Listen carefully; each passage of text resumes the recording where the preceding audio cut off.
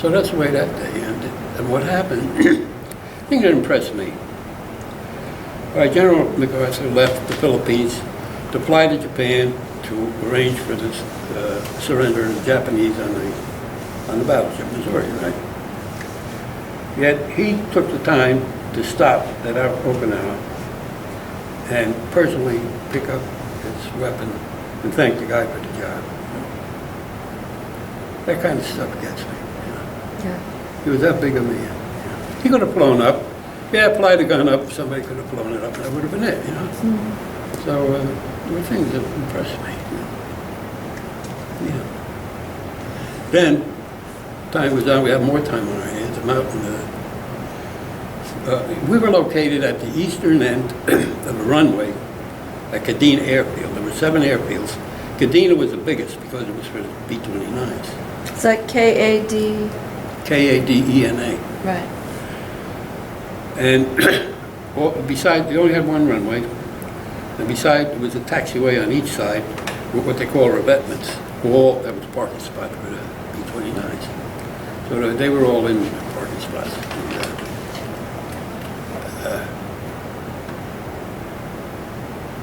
They had stopped, of course, they stopped bombing Japan.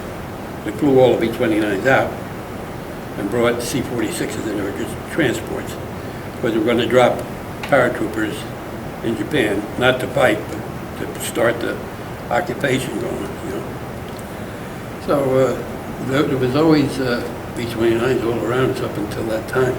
So one day I'm out on what normally would be a parade ground, and we were on a hill, slight hill. And there was a road came from the taxiway up to an intersection. Then the hill flattened off. And beyond that was Island Command headquarters. That's where war was directed from. And I saw a Betty bomber, Japanese bomber, painted all white with a green cross on the side. It came in. We could see everything going on. It came in, landed. Then a couple minutes later, here comes another one. Okay, what's that all about? Then maybe 20 minutes later, hear sirens. And then they're getting louder. Here they come down the taxiway. The MPs with the motorcycles in. All these limousines for the officers. But they had what they call the command car. It was a 4-door sedan, but there were no doors. There were just openings and a leather strap across. That was it. In the back of one of them, they're just going by right here. The little guy, he had black horn glasses, a silk hat. This was the surrender party. They were going up to Island Command headquarters. They had to fly to even that little Hiroshima, they had to fly in there and surrender that separately. They went to the Philippines, they went to Euless, every place. So I remember this guy because he wouldn't look anywhere, he was just staring straight ahead with his glasses. He had a walking stick, a cane, and he's got his hands on it, just like that. Okay, so they came back, and years later, I'm watching television on these documentaries, and they show the Japanese surrender men coming on the ship, from like up in the back. And here come the army guys. And then behind him, here's a couple of civilians, and then all of a sudden, boom, here's this guy with the cane. Oh, that's my buddy. That's what, yeah, it was him. It was Namuro Shigemitsu.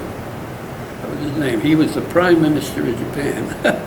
So first I got MacArthur, now I got the Prime Minister of Japan. It was just, one of them, a minute or two of something unusual, and it's gone forever. I always, whenever they show that, I always get a kick out of that. Seeing the Shigemitsu. And they took other pictures of the thing, of course, while this thing was going on. Shigemitsu was signing all the papers, and his adjutant was a young guy. And he's dressed with those fancy coats, black coats and stuff. He's looking up. MacArthur had ordered, he wanted just about every airplane in the area to fly over while it was signing. Just, last show of strength, I guess. So somebody asked this guy, what were you thinking when you were looking up at those airplanes? And he said, how did we ever think we could defeat a country like that. After all, the airplanes that were shot down, all this, all the years that went on and fight in the Pacific, and here they got 10,000 airplanes still up there. Right, right, That was the point. right. No matter what we did, these guys, they came thousands of miles and they killed us. That's what it amounted to. Oh, yeah. The size 7 combat boots? That's, see, I got a job, all of us guys, we got jobs driving trucks because we decided they were going to move the operation down to a couple miles away. There was an airfield they'd shut down. It was a B-25 base, Marcinado Airfield. It was right on the East China Sea, the runway. And so we were lugging stuff down there. They had Jap PWs load the trucks and they unloaded them. So we didn't have to do anything like that. So I used to see this thing look like a blockhouse. It was huge. But it was all packing cases full of shoes, the combat boots. About 2 stories high, this thing. In the back, on the corner, there was serious damage to one of the cases. And the combat boots were coming out. They were spilling out all over. I said, well, if it rains, they're going to get ruined. You know, then nobody's going to clean them up right away. So I got an idea. I started grabbing them. I looked at them, they were size 7. I think it was 7.5. But anyway, they were all tied together with little shoes, combats. I loaded up at the front of the truck. And the Japanese, they used to walk in little, travel in little convoys when they were out scrounging around for stuff. And they had 2 little 2-wheel carts with horses, little horses. Everything was tiny with these people. So what I did, every time I'd see one, I'd slow down and start throwing its shoes out because I know they fit those people. You know? And I did that several times, and then the number of shoes were going. I said, I better quit. Some officer sees all these gooks walking around with these shoes, they're going to want to find out where they're coming from. So that was the end of that story. Are you talking about the civilians on Okinawa? Civilian, yeah, I got Right. friendly with them and the POWs. Yeah, we didn't really talk about that, your interactions with them. Yeah, well, all we had. Oh, yeah, that's on the sheet there, too. Kaneshiro Kaneshiro Sumiko, Sumiko. She was and the 2 drunken 17-year-old GIs. girl. Two drunk GIs. Yeah, okay. Sorry. Let me see now, there's 2 stories there. There's one on the other page, the Binju Banjo. The Binju Banjo. Okay, right. We start there, okay? Okay. I came back from taking a load down to Marcinado, and I was in the truck. I want to get directions. Where do you want me to pick up what, where? And a big rain came up. I didn't want to run back to the truck. There was a big tent there, so I ran into the tent, and bigger than this room. And I'm looking around to see what's nothing in there, except all these Japanese women. They hired all the local people to do all kinds of work, you know. And they were all women, and it was like they're sitting in little chairs in a semicircle. And out here, it was like another chair, like somebody had been sitting in and giving instructions or whatever. So I'm looking, so what the hell? I sat in the chair, and you know.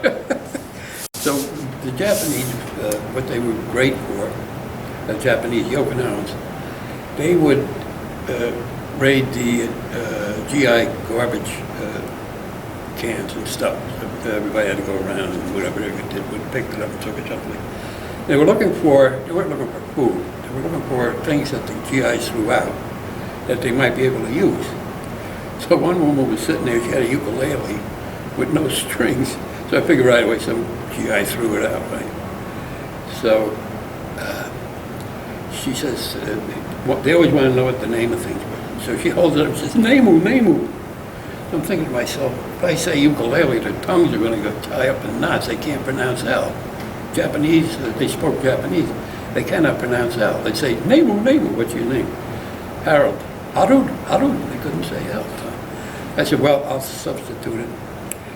I'll call it a banjo. They don't know the difference. I said, it's a banjo. Well, the reaction was unbelievable. They were shocked. like this. They were horrified. I said, what the hell did I do now? I got in trouble one way. So after a while, they one another, all of a sudden they realized this guy don't know what he said. You know? So they all calmed down, and some older woman got up and she said, she took me down the other end of the tent, and she points outside. A binju is a Japanese toilet. So when I said banjo, they thought I said binju, and they were all horrified. So, going back and forth, I got friendly with even the Jap prisoners. There was a guy from up north, Hokkaido, Namuro City, Hokkaido. He could speak English real good, and I promised to write him, I never did. So, and then the women, now they were starting to teach me how to write Japanese. I could do 1 to 10. And I was just having a lot of fun. But this little one, now the Japanese, they use the last name first, and the first name, what we call first name second. Her real name is Sumiko Kaneshiro, okay? Everybody called her Sumi. Why she was so outstanding or why everybody was interested in her. She was 17, she was little, and she was just had a certain natural beauty, and she was always bubbly. And the guys were always, buzzing around like flies around a honey barrel. So I got friendly with her. She had a cousin, Kaneshiro Michiko. Michiko could speak pretty good English. She was older. So we used to talk and this and that. And I had my girl waiting home. I wasn't about to go fooling around. And these other guys, what, are you out of your mind? So I got to know them pretty good. And I came back from a run. It was the end of the day with the truck. I parked the truck in the motor pool. It was the last truck was on the end. To get out, I walk around the back of the truck and we're going to head back to the company area. And I hear footsteps. Somebody's running. Here comes Sumi right around the corner of the truck. She had a look of sheer terror on her face. And it's one of those things, you react instantly. I knew something was wrong. As she's running, I grabbed her and I threw her in the back of the truck. The tailgate was up. Sure, here comes 2 guys. They were bombed out of their brains. They were going to do all kinds of, telling me all kinds of terrible things. They were going to, where'd she go? Which I said, oh, she ran down there. Went up a couple other trucks there, And they're going, and they're trying to keep her. Oh, you saved her. Yeah, I threw her in the back of the truck. Then I'd walk down with them a little ways, so keep them away from the truck. Right. Then I turned around and went back and she's looking at her. So I took her out. I took her to the tent where all those women were. And that was the end of it. My day was done. So that night, wouldn't you know, we had to take turns, or to just tell you, when these people were finished working, we'd take them in trucks to whatever town or little village they lived in. And then some other guys used to pick them up in the morning. So one of the guys from the company headquarters, he says, Cal, you got to take a load of goods over to Koza. Well, Koza was a little village a couple miles away.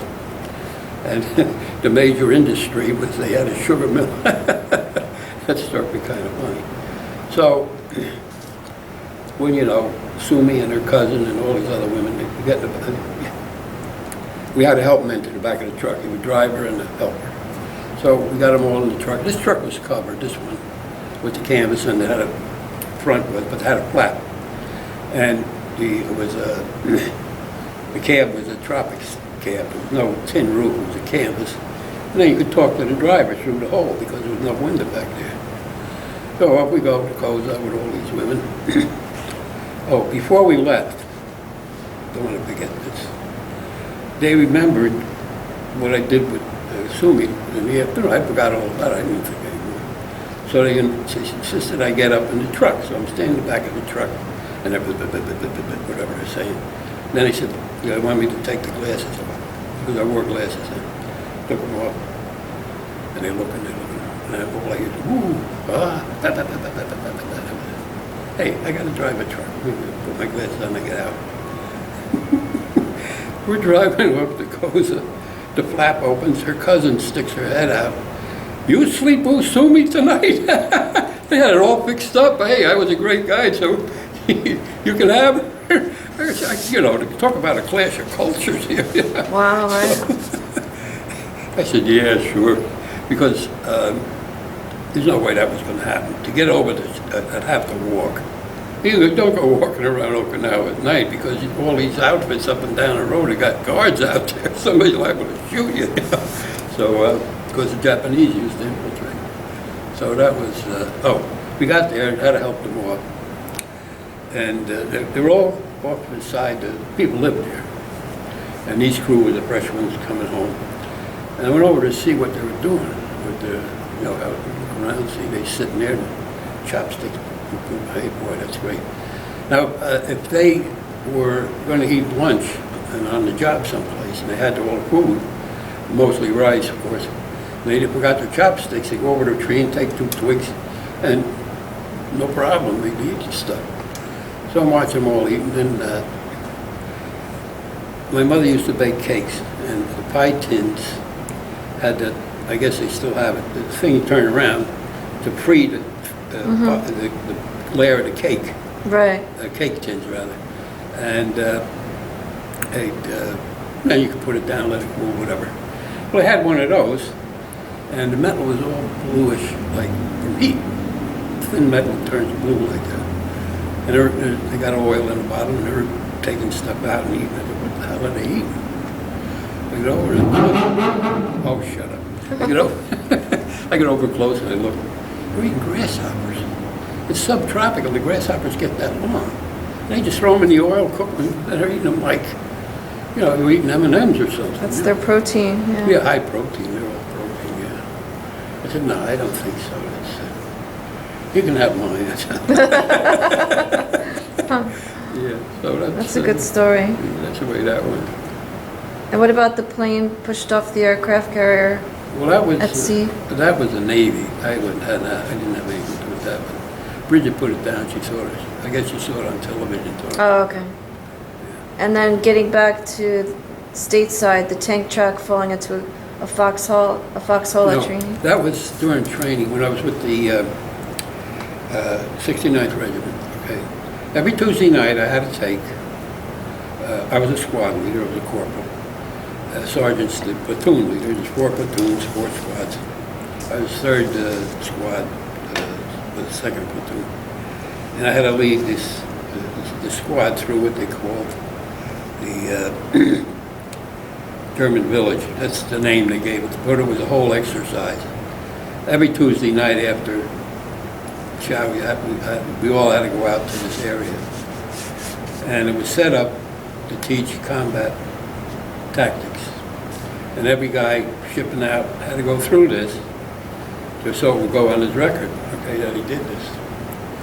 They only had to do it once. I had to do it every damn Tuesday. So I had to run them through. I was a guy down there, if you're a squad leader, you know this. But they didn't, okay. They didn't take the guy downs because it was in the way. Anyway, the way the thing was laid out, there was a field. And at this end of the field were foxholes, big foxholes. And a whole bunch of them, right? And each squad took its turn going forward. And how they had Sherman tanks. They would come down the field and go over these foxholes with guys in them. And that was kind of scary. But nothing ever happened. Then the tanks would turn around, everybody would get behind the tanks and follow the tanks. This was, you know, infantry type maneuvers. And at the end of the field was a big old abandoned house. Then you took beer cans full of pebbles for grenades and tried to throw them through the windows, you know. But what happened when the tanks came down, there was a group ahead of us. There was about 3 or 4 guys in the foxhole. So the tank got a little out of line. The tank didn't go down into the foxhole, but the tracks, you got 32 tons here, pushed a whole bunch of dirt from the edge of the, down on the guys. There was a guy in there, he was so afraid to go in, even before it started. So the guys, when the tank turned around and started going back, the guys that were in that hole with them, they got out, they're going nuts. So they came and they took him out, and he was in a catatonic state. The shape he was in, he was frozen, like he was frozen in ice. Oh my gosh. And when he was on the stretcher, you couldn't bend this guy. You ever see hypnotists? And they have somebody suspended and they're straight? And I watched him, they load him in the ambulance and took him. I never heard what happened to him. He was in a catatonic state. That's how scared he was. Right. What a story. But wow. there was a humorous side to it. It was called the German Village. The last thing, you had to go through a minefield, blah, blah, blah, blah, blah. The last thing was street fighting. So they had all these little buildings, right, house to house. But they had a bunch of guys dressed in authentic German uniforms. That's who we were fighting in these houses, right? So out where the entrance to this whole business was, near one of the main roads, it was an MP station. People coming in, people going out, like we were at the gate, you know, they're checking everybody. So the guys would wait. We were using blanks. We had rifles, we were using blanks. And the guys would wait till there was a lot of cars. This was their audience. One of the guys dressed in a German uniform would run for the chain link fence and start climbing it, you know? And then these guys with the blanks, bang, bang, then the guy were putting on a show, clowning around GIs, you know. It was a lot of fun. Oh my God. Do you have any other stories from overseas? Or memories? Well, yeah, there was one, there was a particular C-46 Curtiss Commando. It was like Douglas DC-3, which was a C-47, they call it at Dakota. It was a twin-engine transport plane, okay? These are all cargo or paratroopers, and you'll see them in those films. But the C-46 had some bad habits that the DC-3, the C-47 didn't have. One of them, and I saw the results of one in Elizabeth. But anyway, over here, the engines used to quit or catch fire. And we were never able to really work it out. I don't know what the problem was. And the war was over. I'm in the mess tent. We're all eating. You hear airplanes taking off, landing, blah, blah. I hear this thing coming. He was heading, we were on the eastern end. He was heading for the eastern end. All of a sudden, he's wide open. Boom. Both engines quit. But you're 50 feet in the air. And he's got near the end of the runway up ahead.